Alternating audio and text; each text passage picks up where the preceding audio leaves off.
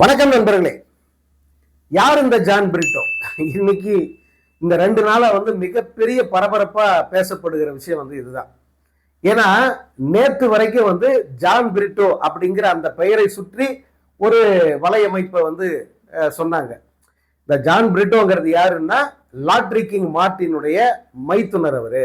அவருடைய மனைவி லீமா ரோஸ், அதாவது இப்போதைய அதிமுக எம்எல்ஏ, லால்குடி எம்எல்ஏ லீமா ரோஸுடைய கூட பிறந்த தம்பி. மார்ட்டினுடைய மகள் டெய்சி, அதாவது ஆதவர்ஜனாவுடைய மனைவி. அவங்க இந்த டெய்சி அவங்களுடைய மருமக. இவர் அவருடைய சித்தப்பா, அதாவது ஆதவர்ஜனாவுக்கு அவர் சித்தப்பா. இப்படி மிக நெருக்கமான ஒரு உறவு பின்னல் அவங்களுக்கு இருக்கு. இந்த பின்னணியில இருக்கிற அந்த ஜான் பிரிட்டோ தான் 300 கோடிக்கும் அதிகமான போதை மருந்தை கடத்தி அந்த நெட்வொர்க்கோட மாஸ்டர் மைண்டா இருக்கிறவரு அப்படின்னு இன்று, அதாவது நேற்று இரவு நள்ளிரவு வரைக்கும் செய்தியை தான், காலையில வரைக்கும் கூட செய்திகள் இப்படித்தான் ஓடிக்கிட்டு இருந்தது. அதுக்கு இடையில பாத்தீங்கன்னா இந்த ஜான் பிரிட்டோன்ற பேர்லயே 2 பேர் இருக்காங்க அப்படின்னு ஒரு தகவல் வந்துருச்சு. அது என்னன்னா, விஜயோடைய சொந்த சித்தப்பா அவரு ஒரு ஜான் பிரிட்டோ இருக்காரு.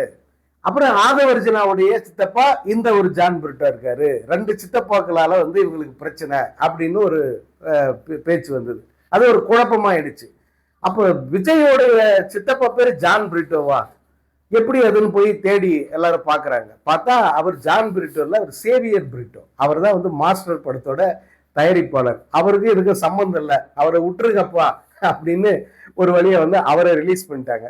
சரி, இந்த ஆதவர்ஜனாவுடைய சித்தப்பா இருக்கிற இந்த ஜான் பிரிட்டோ, அப்ப இந்த ஜான் பிரிட்டோ சுத்தி தான் இவ்வளவு பெரிய நெட்வொர்க் இருக்கா, போதை நெட்வொர்க் இருக்கா? இவர் தான் உலகம் பூரா இந்த போதை மருந்து கடத்துறாரா, உயர் ரக போதை மருந்து எல்லாமே இதை கடத்துறாரா?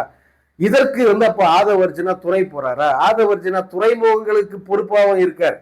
அப்ப அந்த துறைமுகங்கள் வழியா, நெடுஞ்சாலைக்கு அவர் தான் பொறுப்பு, துறைமுகங்களுக்கு அவர் தான் பொறுப்பு. நெடுஞ்சாலை வழியா போதை மருந்தை கடத்தி துறைமுகங்கள் வழியா வெளிநாட்டுக்கு கொண்டு போறாங்க அப்படின்னு ஒரு குற்றச்சாட்டை மாரிதாஸ் முன் வச்சிருந்தார். அந்த குற்றச்சாட்டு ஒரு பக்கம் ஆர்குமெண்டா போயிட்டு இருந்தது. இப்ப இன்னைக்கு காலையில அதுல ஒரு தெளிவை இவங்க கொடுத்திருக்காங்க. அது என்னன்னா, இந்த ஜான் பிரிட்டோங்கிறது கைது அதாவது அமலாக்கத்துறை வெளியிட்ட செய்தி குறிப்பில் குறிப்பிடப்பட்டிருக்கிற அந்த மாஸ்டர் மைண்ட் ஜான் பிரிட்டோ அவர் வேற ஆளு. ஆனா இங்க ஆதவர்ஜனாவுக்கு நெருக்கமான அவர் சொந்தக்காரர் அப்படின்னு சொல்லப்படுகிற இந்த ஜான் பிரிட்டோ இவர் வேற. 2 பேரும் வேற. இதற்கும் இந்த ஆதவர்ஜனாவுடைய உறவினருக்கும் தொடர்பு இல்லை அப்படின்னு காலையில அந்த ஜான் பிரிட்டோங்கிறவரே தொலைக்காட்சிகளில் தோன்றி ஒரு விளக்கத்தை கொடுத்தார். அப்ப எப்படி இவர் இதுக்குள்ள இந்த நெட்வொர்க்குள்ள கொண்டு வந்தாங்க? இவர் மேல ஏன் இப்படிப்பட்ட ஒரு குற்றச்சாட்டு வந்தது அப்படின்ற கேள்வி இருக்கு இல்லையா? அது ஏன் வந்தது அப்படின்னா, 2024ஆம் வருஷம் அமலாக்கத்துறை ஒரு வழக்கு பதிவு பண்ணுது. அது ஒரு பணம், சட்டவிரோத பண பரிவர்த்தனை, அதாவது அவாலா மோசடி மாதிரி ஒரு வழக்கு. அந்த வழக்குல 5-6 பேர் மீது அவங்க முதன்மை குற்றவாளிகளை சேர்த்திருக்காங்க. அந்த பேர் பட்டியல் பார்த்தீங்கன்னா, ஒன்னு அதுல இந்த ஜான் பிரிட்டோ, அதுக்கடுத்து பார்த்தீங்கன்னா மார்ட்டின் லீமாரோஸ் மார்ட்டின், அதுக்கடுத்து பார்த்தா டெய்சி ஆதவர்ஜனா, அதுக்கப்புறம் இன்னும் சில பேர்கள்லாம் வருது. அதுல என்னடா அது ரொம்ப புதுசா இருக்கு அப்படின்ட்டு பார்த்தா, இவங்க என்ன பண்ணாங்கன்னா, இந்த கேரளா வழக்கு இருக்குல்ல, அதுல அந்த அவாலா மோசடியில ஈடுபட்டவங்கன்னு சொல்லிட்டு குற்றம் சாட்டப்பட்ட இவங்கெல்லாம் யாரு? இவங்கெல்லாம் ஆதவர்ஜனோட சொந்தக்காரங்க தானே. அப்ப இந்த ஜான் பிரிட்டோங்கிற ஒரு அதுல அந்த பேர் இருக்கு இல்லையா? சோ இவருக்கும் இந்த போதை கடத்தலுக்கும் ஒரு தொடர்பு ஏன் இருக்கக்கூடாது அப்படின்னு இவங்க உருவாக்கணும் தான் அந்த தொடர்பு. ஓகேவா? ஏன்னா அந்த குற்றப்பத்திரிகையில அவர் பேர் இருக்கு, கேஸ் இருக்கு ஏற்கனவே. அதனால அந்த நபர் தான் இவர், ஏன்னா இவர் தலைமறைவா இருக்காரு அப்படின்னு வேற சொல்லி இருந்தாங்க. அதனால் ஏற்பட்ட குழப்பத்தினுடைய விளைவு இப்படி ஒரு அந்த வலையமைப்பை இவர்கள் அந்த மீடியா உருவாக்கிட்டாங்க. பட் இன்னைக்கு பாத்தீங்கன்னா ஒரு விஷயம் தெளிவாகுது. இந்த கேரளா லாட்ரி வழக்குல கைது செய்யப்பட்டு அந்த கேஸ் நடக்குது இல்லையா, அந்த ஜான் பிரிட்டோ தான் இந்த ஆதவர்ஜனா வகையறா. சோ ஒரு வகையில அந்த பண மோசடி வழக்குல ஈடுபட்டவங்கன்னு பாத்தீங்கன்னா லீமா ரோஸ், அவங்க பொண்ணு அதாவது ஆதவர்ஜனோட ஒய்ஃபு, அதே போல் ஆதவர்ஜனாவுடைய சொந்தக்காரங்க எல்லாருமே வந்து அந்த பட்டியலில் வந்துடுறாங்க. ஸோ இவங்க தப்பானவங்க, ஒரு நல்லவனை தப்பானவன் ஒன்றும் சித்தரிச்சிடல. ஏற்கனவே தப்பான நபர், ஏற்கனவே வழக்கில் மாட்டியிருக்காரு. இந்த நேரத்தில் இடி வந்து அதே பேரை மாஸ்டர் மைண்டின் குறிப்பிட்டு ஒரு செய்தி குறிப்பு வெளியிடும் போது அதை இதனோட வந்து கனெக்ட் பண்ணி ஒரு புதிய ஒரு ஸ்டோரியை வந்து அவங்க கிரியேட் பண்ணி விட்டுட்டாங்க. மற்றபடி வந்து அவர் மீது வழக்கு இருக்கு, அந்த ஜான் பிரிட்டோ மீது வழக்கு இருக்கு. இந்த ஜான் பிரிட்டோ யார் அப்படிங்கறத யார் கண்டுபிடிக்கணும்? போலீசார் வெளிக்கொணரணும்.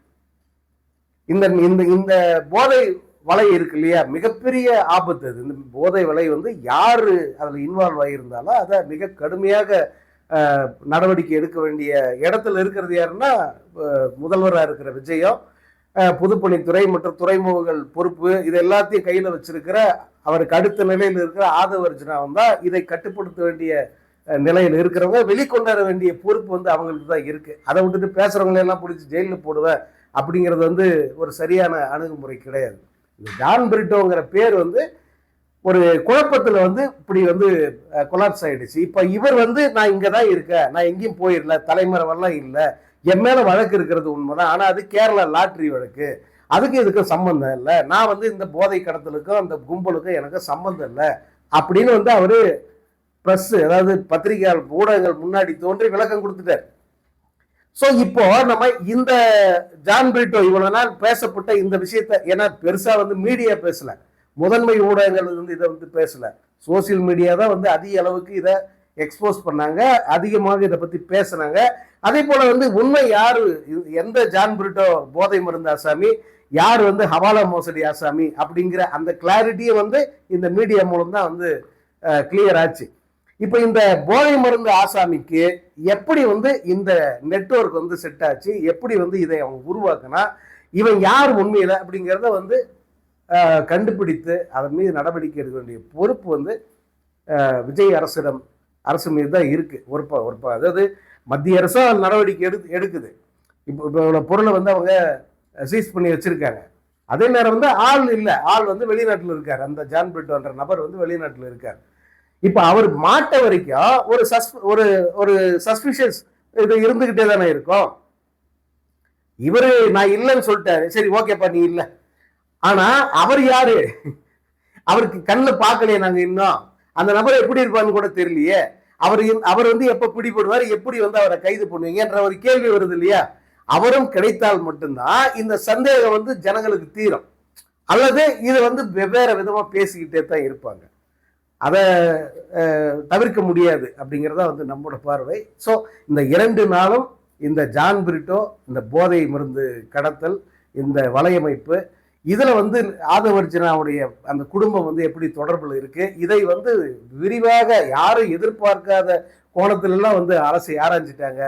அதற்கு ஒரு இது முற்றுப்புள்ளின்னு சொல்ல முடியாது, ஒரு விளக்கம் கிடைச்சிருக்கு, அவ்வளவுதான். இப்ப கூட வந்து பல பேர் வந்து இல்ல அதெல்லாம் சும்மா, நாங்கள் அதெல்லாம் நம்ப மாட்டோம், அவர் யாருன்னு இப்போ தெரியாது, அந்த ஆள் யாருன்னே தெரியாது, ஆனா கையில கிடைச்ச ஒருத்தரை வந்து இதுல இருந்து தப்பிக்க வைக்கிறதுக்காக இந்த மாதிரி எல்லாம் சொல்றாங்க அப்படியெல்லாம் வந்து சொல்லிட்டு இருக்காங்க. பட் அந்த இன்னொரு ஜான் பிரிட்டோ வந்து எக்ஸ்போஸ் ஆகிற வரைக்கும் வந்து இந்த மாதிரியான பேச்சுக்கள் வந்து தொடரும், அதை வந்து தவிர்க்க முடியாது. அப்புறம் இந்த மாரிதாஸ் வழக்கு, அவர் கைது பண்ணதே வந்து இந்த ஜான் பிரிட்டோ விவகாரத்துல தான். அது கீர்த்தனா பத்தி பேசினதுனாலதான் கைதுன்னு சொல்லி வெளியே சொன்னாலும், உள்ளுக்குள்ள வந்து இந்த ஜான் பிரிட்டோ விவகாரத்துல ஆதவர்ஜனா குடும்பத்தை இணைத்து பேசியதால் தான் மாரிதாஸ் கைது செய்யப்பட்டார் அப்படிங்கிறது தான் பலரும் சொல்கிற விஷயம். சரி, அப்படி கைது பண்ணி கூட்டு போனாங்க, என்ன ஆச்சு? அது இந்த கைது விஷயத்த வந்து நீதிபதி எப்படி எடுத்துக்கிட்டார் அப்படின்னா, எப்ப உங்களுக்கு ஒரு வேலை இல்லையா, இதுக்கெல்லாம் போய் ரிமாண்ட் பண்ணுவாங்களா, போயப்போ அப்படின்னு சொல்லிட்டு அவருக்கு ஒரு 10,000 ரூபாய் அபராதம் போட்டு அவரை வந்து ரிமாண்ட் பண்ணக்கூடாது, ஒரு போலீஸ் ஸ்டேஷன்ல வந்து 10 நாள் கையெழுத்து போடு அப்படின்னு சொல்லிட்டு அவரை வெளியில விட்டுட்டாங்க. ஒரு வகையில இது விஜய் அரசுக்கு இது ஒரு தோல்வி அப்படின்னு தான் சொல்லணும். ஏன்னா இவங்க நினைச்சது என்ன, முழுசா வந்து முடக்கிடலாம் அப்படிங்கிறது தான் அவங்களுடைய இது. ஆனா அவர் செய்திருக்கிற பிழை என்ன, அல்லது அவர் மீது இருக்கிற குற்றச்சாட்டு என்ன அப்படின்னு பார்க்கும்போது இது சாதாரண விஷயம், இதுக்கு ஒரு டினையல் கொடுத்துட்டு போக வேண்டியது தானே. ரொம்ப சிம்பிளா ஜட்ஜி சொல்றாரு, இது ஒரு டினையல் கொடுத்தா முடிஞ்சு போச்சு, மறுப்பு கொடுத்தா முடிஞ்சு போச்சு. இதுக்கு அது சம்பந்தம் இல்ல, அல்லது பொய் சொல்றாங்க, இது பொய்யான குற்றச்சாட்டு, சட்டப்படி நான் வழக்கு தொடுப்பேன். இப்போ டிஎம்கே ஐடி விங் வந்து மாரிதாஸ் சொன்ன கதையத்தான் டிஎம்கே ஐடி விங் வந்து ஒரு செய்தியா வெளியிட்டுச்சு, பெரிய நீண்ட அறிக்கையா கொடுத்துருச்சு. போதை பணத்தின் மூலமாக வந்த, அதாவது போதை மருந்து கடத்தலின் மூலமாக வந்த பணத்தை வச்சுதான் இந்த தாவேக்கு அரசு அமைஞ்சதா அப்படிங்கிற அளவுக்கு கடுமையா வந்து அவங்க கேள்வி எழுப்பிட்டாங்க. உடனே இன்னைக்கு காலையிலே தாவேக்கு ஐடி விங்க அதுக்கு பதில் சொல்லியிருந்தாங்க, நாங்க சட்டப்படி உங்களை பார்த்துக்கிறோம் அப்படின்லாம் வந்து அவங்க போட்டிருந்தாங்க. இதுதானே சரியான அணுகுமுறை? இப்படி குற்றச்சாட்டை முன்வைக்கிறா, இப்படி விமர்சனத்தை முன்வைக்கிறா, அதுக்கு ஆதாரமா என்கிட்ட இதெல்லாம் இருக்குன்னு ஒருத்தன் சொல்றான். அப்ப நீ பதிலுக்கு என்ன சொல்லலாம்? நீ வச்சுக்கிறதெல்லாம் ஃபேக்குடா, நீ சொல்றதெல்லாம் பொய்யே, இது வேற ஆளு அது வேற ஆளு, இந்த உண்மை கூட தெரியாம நீ ஒரு பத்திரிகையாருன்னு வளர்றிய, உன்னை நான் சட்டப்படி சட்டத்தின் முன்னாடி நிப்பாட்டுற, கோர்ட்ல கூண்டுல ஏத்துற படுறா அப்படின்னு சொல்லி போனா அது வேற. அதுதான் நியாயமான அணுகுமுறை. அதை விட்டுட்டு வந்து இந்த மாதிரி கைது பண்ண போய் அது வந்து அரசுக்கே வந்து ஒரு அவமானத்துல தான் முடிஞ்சிருக்கு. என்ன ஒண்ணு ஒரு தோற்றம், அதாவது இந்த மாதிரி ஏதாவது வந்து நீங்க அத்துமீறி அல்லது ஒரு அளவுக்கு அதிகமா வந்து எங்களை பத்தி விமர்சனம் பண்ணீங்கன்னா, அல்லது நேரடியா வந்து எங்களை தாக்குற மாதிரியான குற்றச்சாட்டை வச்சீங்கன்னா, நாங்க வந்து இந்த அச்சுறுத்தலை கண்டிப்பா தருவோம். இந்த மாதிரி கேஸ் எல்லாம் நிக்காது, இந்த மாதிரி கேஸ் கோர்ட்ல நிக்காது, அவங்க அந்த வழக்கு வந்து தோத்து போயிடும், அரசு வந்து கண்டிப்பா தோத்துரும். ஆனா இந்த அச்சுறுத்தல் இருக்கு பாருங்க, ஏதாவது தப்பா பேசுனா வீட்டுக்கு முன்னாடி காலையிலே 10 மணிக்கு எல்லாம் போலீஸ் வந்து நிற்கும், அப்புறம் அரெஸ்ட் பண்ணி கூப்பிட்டு போகும். அப்படி கூட்டிட்டு போன பிறகு வந்து அபராதம் கட்டணும், போலீஸ் ஸ்டேஷன்ல கையெழுத்து போடணும், தொடர்ந்து இந்த வழக்கு நடத்தணும். இது எவ்வளவு பெரிய மன உளைச்சலை கொடுக்கும், எவ்வளவு பெரிய சிக்கல். எதுக்கு இந்த தொல்லை, நம்ம இதுக்கெல்லாம் போவே வேணாடா அப்படின்னு சொல்லிட்டு ஒதுங்கி போகணும் அப்படிங்கிற ஒரு ஒரு ஒரு ஒரு நோக்கத்துல தான் வந்து இந்த மாதிரி வழக்குகள் பதியப்படுகின்றன. இது எல்லா ஆட்சி காலத்திலும் நடக்கிறது. ஜெயலலிதா ஆட்சி காலத்துல 1000க்கும் மேற்பட்ட வழக்குகள் பத்திரிகையாளர் மேல போடப்பட்டுச்சு. அதுக்கப்புறம் கலைஞர் வந்து தான் அந்த வழக்குகள் எல்லாம் ரத்து பண்ணார். அது வரைக்கும் கோர்ட்டுக்கும் பத்திரிகை ஆபீஸுக்கு நடந்துகிட்டு இருந்தாங்க நிருபர்களும் சரி அல்லது ஆசிரியர்களும். அதனால அந்த மாதிரியான ஒரு நிலையை நோக்கி இந்த அரசு போகுதா அப்படிங்கிற கேள்வியை வந்து இந்த கைதை வந்து நீதிபதி பார்த்த விதம் இதெல்லாம் வந்து ஏற்படுத்துது. இது தேவையற்றது. அரசு வந்து கவனம் செலுத்த வேண்டியது நிறைய இருக்கு. இதுல இல்ல, இது வந்து மீடியா, சோசியல் மீடியா, இதுல வந்து 1000 பேசுவாங்க, 1000 பாராட்டுவாங்க. நீங்க எந்த அளவுக்கு திட்டுறாங்களோ அது ஈக்குவலா பாராட்டிக்கிட்டே இருக்காங்க. அதனால பாராட்டுறவங்களுக்கெல்லாம் என்ன நீங்க பரிசா கொடுத்துக்கிட்டு இருக்கீங்க? ஒண்ணும் இல்லைல்ல. இது அப்படியே சமமா எடுத்து கடந்து போனா அல்லது இவங்களுக்கு பதில் சொல்றது உங்க செயல் மூலம் இருக்கணும். இன்னைக்கு என்ன நடக்குதுன்னு பாருங்க. ஒரு நாள் கூட நிம்மதியாக மக்களுக்கு கழியல, ஒரு நாள் கூட நிம்மதியா அவங்களால தூங்க முடியல அல்லது அந்த நாளை கடத்த முடியல.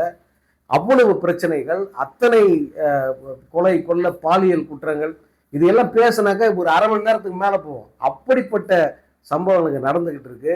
அதை கட்டுப்பாட்டுல கொண்டு வராம வந்து இந்த மாதிரி தேவையில்லாத பிரச்சனைகளை வந்து பெருசுப்படுத்தி அதை வந்து பேச வைக்கிறதுங்கிறது இந்த அரசுக்கு தேவையற்ற ஒரு வேலை.